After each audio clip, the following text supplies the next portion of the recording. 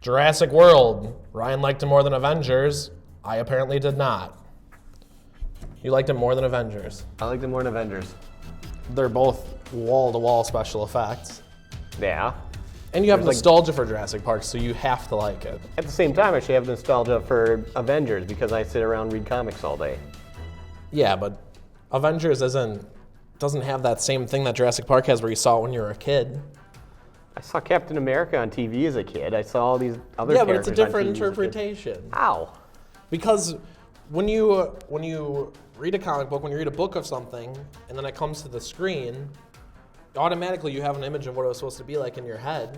But Jurassic World, Jurassic Park, we had Lost World, and now you have this third one. Which is different, but it's fun. I mean, it's fun, I guess. I had more fun sitting in that than I did through Avengers. Well, that's understandable. Avengers had a lot of talking. But in terms of actual movie, Jurassic World's not that solid. In terms of like some of the other crap blockbusters that go out there, let's put it that way, it's a fun movie. I didn't pay money to see it, but I would have paid money to see it. Well, I can tell you, I paid money to see it, and I was physically angry. I gave up doing homework to go watch it, and it was worth it.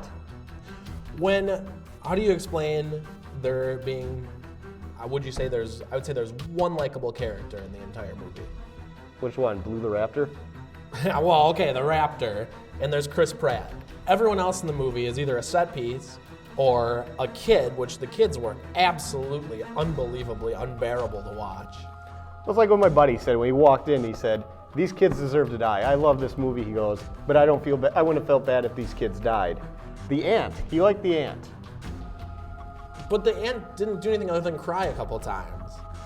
She went through a character evaluation of her life. She went from like being this hard-ass businesswoman to becoming this woman that actually learned that she has to care about families. Sorry, you're right. I'm thinking of the mother. The mother was the crybaby. The ant was always a hard ass. I mean, even at the end of the day, she's gonna be a ass. Just the character. The character of her it's just a character. The characters make the movie. She went from being a hard that was all about business to being a hard realized, hey, I need to worry about my family. And that's like a typical, So you would say that her character arc is suitable. I would say her character arc is she developed as a character through the movie. But there's no revelation other than her just running around with Chris Pratt. The revelation is that if she doesn't care about their family, it's gonna get eaten by raptors. So, I mean, she's unemployed, so she'll have the time to care about her family now. Well, now she's unemployed, the whole business is out.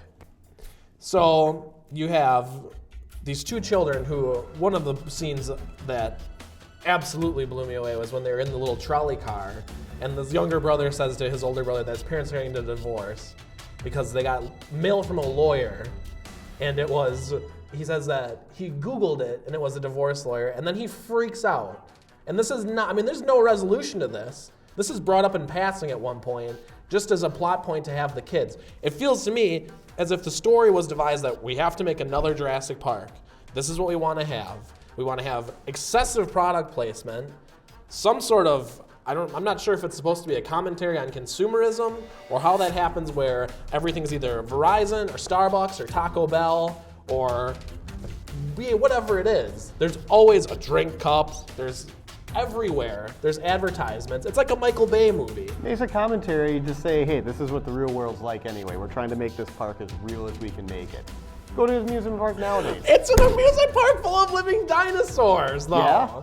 Go to the amusement park nowadays. How can you argue product placement when there's an explicit line where she says, Indominus Rex, brought to you by Verizon. It has like a rip on it, like, wow, we got so much more. I'll argue the fact that, making a whole new dinosaur that never existed before is gonna cost money. So they had to find a way to pay for these damn dinosaurs. You ever make a velociraptor? It's not cheap.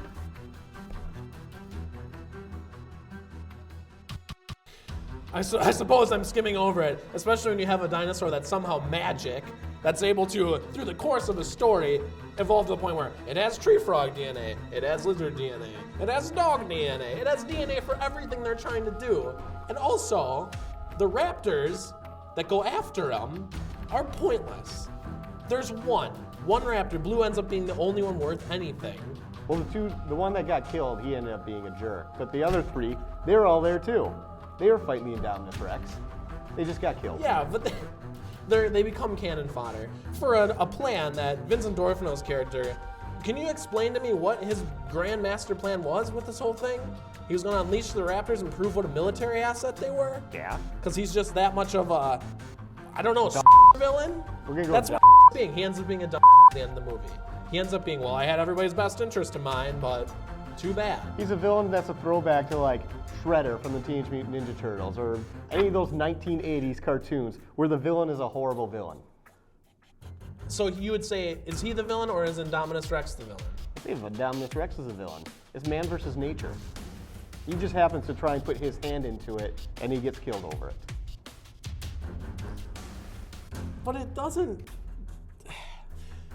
There's no. Okay, like Newman stealing dinosaur DNA, that's a plot point.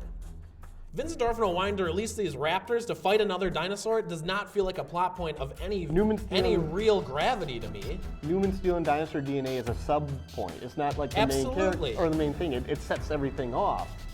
Right. But at the same time, the whole thing is surviving nature. That's the original Jurassic Park. Or they tried to control nature. It didn't work, and it came back to bite them. Is that the lesson that's supposed to be learned in Jurassic World? I'd assume so. Like they sat there. Because they made a dinosaur too. They made the bad dinosaur like too bad, and it came back and nearly, it destroyed a lot more than it did in the first ones. Or is it the real story that the evil doctor from the first movie, correct? It's the first one that he's in. The Chinese dude. Yeah. They hired him again, and they're like, just go ape wild with it. Just do whatever you feel like. They gave him, he has the only say over what goes into that dinosaur. Apparently no one else on the island knew. And there's no report, there's no real business behind it, so they don't say, what the hell is this dinosaur made out of? He just has there's no quality control or any real paying attention to what the guy's doing. They just say, well, you got the accolades, tear it up. I think the movie's supposed to be a commentary on whether or not man should play God. And it's what all four of the movies have been about. It's about whether man should play God. So they put this guy in there who's supposed to be this, they probably brought him back because he was the original guy who brought back the dinosaurs. So you put him back in there and you say, okay, just add this and that and this and do whatever you want. But isn't it established in the previous movies that he's totally not the person to hire for that job? No, because he's like a B character in all the rest of the movies. All he does is care for these dinosaurs in the other movies. And all of a sudden, he's the guy that's getting offered money, so he's like, yeah, let's throw chameleon DNA in this. I'll throw whatever DNA to your dog, and I'll make this big dinosaur, and it's supposed to come back and haunt these people every single time. Isn't the story, now correct me if I'm wrong, but wasn't Jurassic World open for 10 years before Indominus was built or created or whatever you want to say? I don't know. Wasn't it reopened for a long time? I don't think it was open that long. Because wouldn't the real story be don't make too bad of a dinosaur? And make sure you have one that lives in the water that can jump out and eat it at the end of the movie? It's still don't play God. They played God. They made this dinosaur that didn't exist to begin with. And it really came back to haunt them because they had every safety measure down and it thought its way out. I have a question. Was the T-Rex at the end of the movie supposed to be one of the original ones? Because it'll beat I don't know about that one. I don't know if that's what they're going for now. Because he just came out of the jungle like, hey, what's up? I think you're going off the fact that you've seen the T-Rexes in the last one. He's like, oh, Rex. Got real. That's what they're going for. Because in the last three movies, they never established a dinosaur that was tougher than T-Rex. But they have now in this new one. They have now in this new one, And now they have an aquatic one that's tougher than the Indominus. Well, he's just bigger. It's all you gotta do is just go inland and he's harmless. As a fan, doesn't that feel like a disservice to just have a dinosaur jump out of the water and eat Indominus? Just well, here you go. Now that's over. How would you have written him out? I don't know, I'm not a writer. But I'm saying it feels cheap to all of a sudden have this dinosaur that they introduce once and say, hey, look at this big son and they go, I think whoa, I guess it's gonna eat her. I'm like, oh look, there's that big son again. All right, we got to see him on the screen. He's such an afterthought where it feels like, well, we need to kill Indominus at the end of this movie, so let's just have this huge Leviathan type one just jump out and eat him. And then it's over. As being dinosaur experts and knowing the lay of the land, wouldn't someone say that, hey, that dinosaur can jump out of the water? Wouldn't they try to build that in their plan other than really not having a plan that I can tell? Maybe they already had the plan, but remember, everything's shut down. This whole park's like destroyed right now. Maybe there was something better. Still, There's nothing. there's no way to whose keep this plan place would revolve around three tiny little dinosaurs fighting this giant dinosaur that has the DNA of apparently every dinosaur that's ever lived? And How is that a sound plan? They didn't know he had every single dinosaur DNA in existence. Why would Chris Pratt not sit that guy down and put a gun to his head and say, what kind of DNA is in this dinosaur? They're just learning it as the story unfolds. It just feels like such an afterthought where it's like, well, this is why Indominus can't die to this. This is why we can't see her. Now she's invisible. Now she's huge. Now we have these tiny T-Rexes and they're not doing shit. It just feels like they're just building up. It's like so many MacGuffins built into one where they just want the story to continue. So they say, well, here's what happened. Crazy doctor. We couldn't get a straight answer out of him at all. I think they're trying to just make it so they couldn't top themselves and they didn't have to rely on the genetic thing again, maybe. Because they're going to get a second one out of this. Oh, of course. I mean, there's going to be another trilogy. There ended up being like, what? Like 3 different dinosaurs in the whole movie? 3 different types? I mean, it's not like, you saw the pterodactyl, you saw some. You didn't see any of the little run-on-the-ground compies. You didn't see any of the I did big like ones the compies that shoot the oil all over. The oil guys. I don't know why they didn't have some of those on Tainer to fight against Maybe they're Indominus. saving them. They're kind of a special occasion when you see them.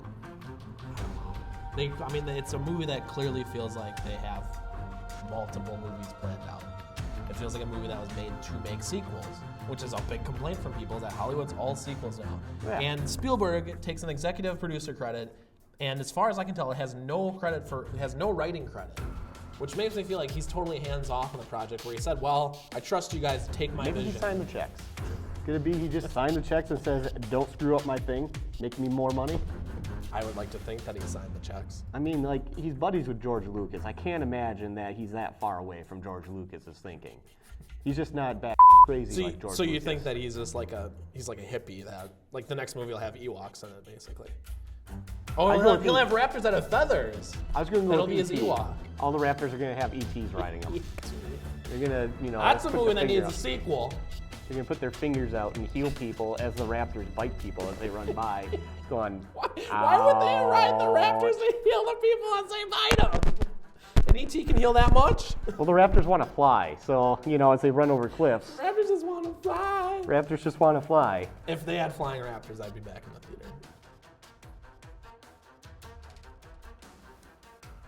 Well, let's be honest. I'm going to see it again no matter how bad I thought the first one was. So it doesn't matter how bad it was. Is what you're Well, saying. there's no interesting characters in the movie. Chris Pratt, for the most part, is pissed away. Bryce Dallas Page, right? Yes, I think that's her name. I don't even know what her name was. The aunt. Okay. She's a ball buster. I mean, really throughout the entire movie. There's never a point where, at the very end, maybe. The parents, as far as I can tell, are still getting divorced. There's no grand revelation. They didn't see their kids almost get eaten. Well, maybe, they realized after the end of the movie, hey, our kids almost got eaten. I assume it's built into the arc that they say, well, we're not getting divorced now, even though I hate your guts because our kids almost got eaten by dinosaurs. Yeah. That's all patched up. I mean, if that's not love, what is? I don't know, man. It's a movie that I want to like. I love action movies. You just gotta sit down and watch it again. Maybe it's one of those, watch it again. It's like, I can get into this. Because let's put it this There's way. no danger. There's no danger in it. No one that mattered died. I mean, really. The park owner Jake died. Johnson lived, for God's sake, and he was hanging out in there forever. The park owner Super dies. nerd. The, whatever his face is, the military dude, he dies. Well, yeah, but he was so throwaway to start with. He was a D-bag from the minute you saw him. The nanny dies. Oh, yeah. Yeah, but she wasn't even paying attention to the kids, though. Well, that's why she died, probably. I mean, it's so hard to like anyone that you would watch them get killed. I want to see a Jurassic Park where the kids die, the woman That'll never happen with dies, the Spielberg the movie, parents though. show up and die, Name a and Chris time- Pratt lives and becomes Star-Lord. Name a time in a Spielberg movie where a kid died. Kids don't die in Spielberg movies. Kids are the stars in the Spielberg movie. But it's not a Spielberg movie. He's still got his name on the check. His name's about 50 yards He probably away. sat there, he wrote down some rules. probably Don't came to kill the the set. kids. How's it going? Make me money. And as I stood there in front of a green screen acting, he went, well, going great. Make sure you can make a new action figure. Those are the 3 Spielberg rules. That's what he just told whoever it is that directed this. Because I can't remember his name. I don't remember either. Yeah. I couldn't tell you. I mean, what do you want? You want J.J. Abrams to run this thing so you got dinosaurs riding off into space? He didn't do space until he was doing Star Wars. Don't ruin that for me. Super 8's decent. I would go as far as say it's good. I like Super 8. I mean, Cloverfield, T.J. Miller's first movie. He's really not a sweetheart in America. I would take J.J. over whoever directed Jurassic World. There's no puppets in it. There was one puppet. Was the dying dinosaur a puppet? Was it real or was that CG too? Because they were touching it like it was real. I never even looked that closely at it, to tell you the truth. It needs more puppets. It needs more practical effects. I'm a big practical effects guy. That's why I like Mad Max. I need more puppets. I need less dialogue. The kids could have had less dialogue and been more likable. Especially when they just miraculously fix like a 20-year-old Jeep. They're like, well, yeah, I just need to throw a new battery in this. Yeah. It's too convenient. It's too convenient. And you knew they were going to kill Indominus because they can't live. They couldn't just leave the island and smoldering and go, well, that was a big screw up. They fixed it, though. By killing it, they fixed it. They didn't fix anything because they lost all their dinosaurs, though. Well, they're all living. And really, how far can the flying dinosaurs fly? Wouldn't some of them reach a mainland eventually? They never really cover that because you think in the second one that would be a problem too, though. See, they should have made like another Jurassic Park, and then Jurassic World, they had dinosaurs everywhere. That shit would have been good. And that's it. That's the bottom line right there. And that. That's the one. The whole goddamn world.